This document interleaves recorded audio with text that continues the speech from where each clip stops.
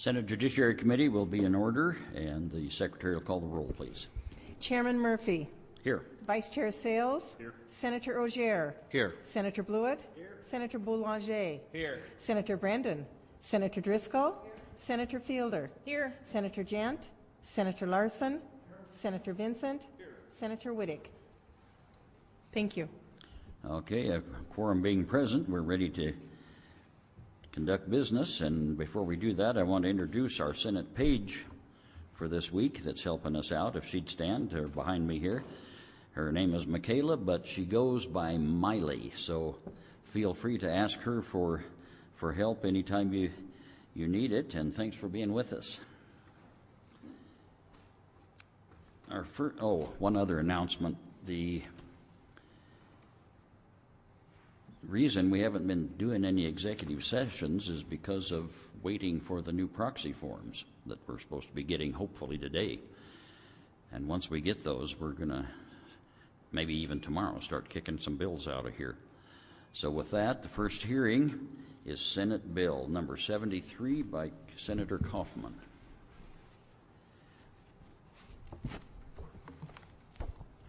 Thank you, Mr. Chairman and members of the committee. For the record, I'm Senator Christine Kaufmann. I'm from here in Helena.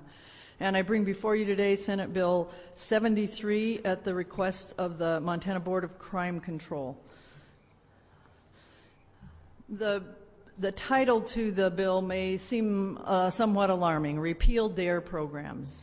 We understand these programs have been around for a while, and children have been benefiting from them over the past few decades. This bill really doesn't repeal any program activity that's happening on the ground. Way back in 1991, 20 years ago, more than 20 years ago, there was a tax checkoff for the DARE program, and it created a fund, or it was to be deposited into a fund to promote and provide grants for DARE programs. And the fund was to sunset if the revenues fall below a certain amount. That happened many, many years ago. There was not enough revenue to continue the fund, and so the fund itself was repealed. Now, we needed to leave on the books certain sections of the law to allow for delinquent tax returns and so on that might have funded the program. And so it has sat around on the books for a long time. It has not provided funding to any local programs for many, many years. And so this really is an effort to clean up statutes so that people out there in local school districts aren't searching around for DARE money and think that there's something here that they can apply for. In fact, there is nothing there, and this gets rid of the language in the law that makes it appear that there is something there. The Board of Crime Control does continue to fund substance abuse prevention programs through their normal, regular grants process. That is ongoing and continues. As I said, there are local DARE programs. I know we still have one here in Helena, but they are put together by other sources of funding, not this source of funding.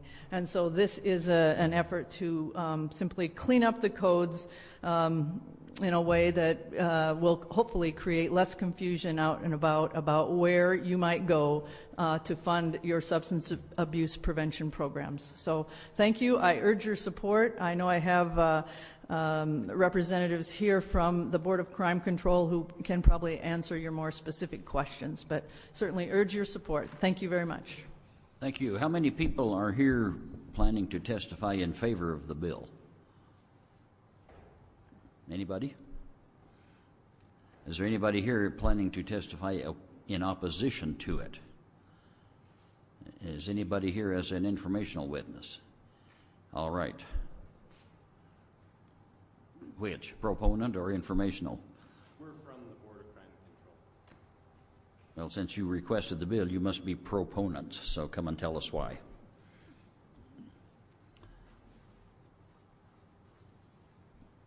Chairman Murphy, members of the committee, for the record, my name is Don Merritt. I'm a Performance Bureau Chief for the Board of Crime Control. Many years ago, the DARE program was very popular. We funded a lot of programs around the state in the schools with federal grant dollars. There wasn't enough federal grant dollars to meet all the demand that was out there. So it was proposed back in the late 80s, early 90s to have an income tax checkoff provision to generate additional revenues to help fund DARE programs. The law did have a sunset provision that if it failed to generate $20,000 in a biennium, it would sunset. It did sunset. However, the fund and some of these other statutes, as Christine mentioned, were left on the books to allow for delinquent tax filings and tax filings that had extensions on them. That has all been taken care of back in about 2000, I think it was. Department of Administration Accounting was doing some fund cleanup. They asked us to transfer the balance in that account. There was like $90 to the general fund, and they then disabled that account. That account does not have anything coming into it, nor will it. It, if anything, just serves to confuse people. We have gotten calls from the public who have gone through the MCAs and wanting to know if there was any funds available. So this is more or less is just cleanup of the statutes.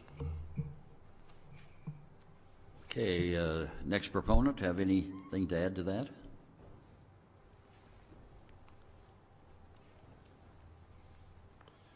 Mark Thatcher, T-H-A-T-C-H-E-R. I'm a bureau chief with the Board of Crime Control. And I guess I'm here to answer any questions, specific questions about the DARE program or what kind of programs, alternate programs might have been initiated along with the DARE program. I was a police officer in Great Falls for a number of years. I was a DARE instructor for 4 years. I taught other alternative programs that had to do with substance abuse and stuff to kids in the Great Falls Police Department program. And I'm here to answer any kind of questions specific to DARE or other substance abuse treatment programs. Thank you. Thank you. Well, I'll ask one more time. Are there any opponents? Any opponents present? Seeing none, we're ready for questions from the committee.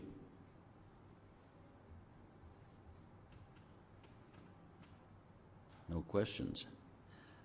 I actually have some. I guess I'll start with the sponsor, and if she wishes to direct one of the gentlemen, she can.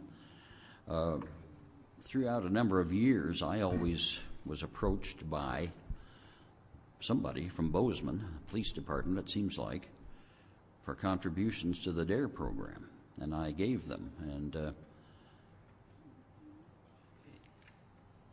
that money is not what we're talking about here at all.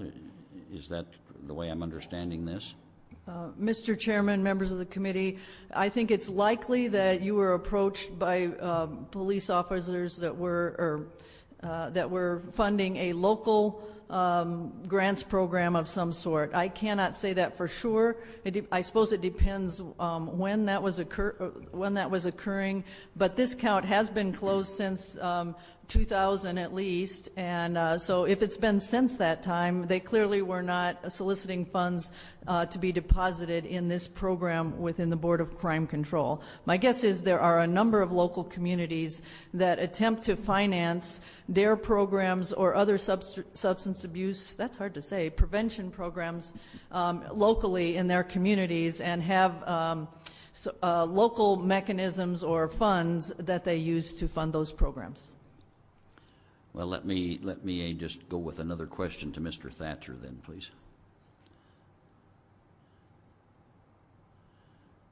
just to be absolutely certain that those monies that were collected in that manner are not part of what we're talking about putting into the state general fund. Would I be right about that? Yes, Senator Murphy, committee. That would be correct. The funds that are normally solicited locally are from local stakeholders or interest groups to go directly into that local DARE program, and they would not have been funneled through the Board of Crime Control account in any way. Okay. Thank you. Thank you. Anyone else have a question on the committee? If not, Senator, you may make a closing statement. Thank you, members of the committee. I appreciate your attention to the bill. I hope that together we have answered any questions you might have about DARE programs that currently exist, and that this is simply a matter of cleanup in the law, and I would certainly appreciate your support. Thank you. Thank you, and that will close the hearing on Senate Bill 73. Next bill is Senate Bill number 8. I am the sponsor, so I'll ask Senator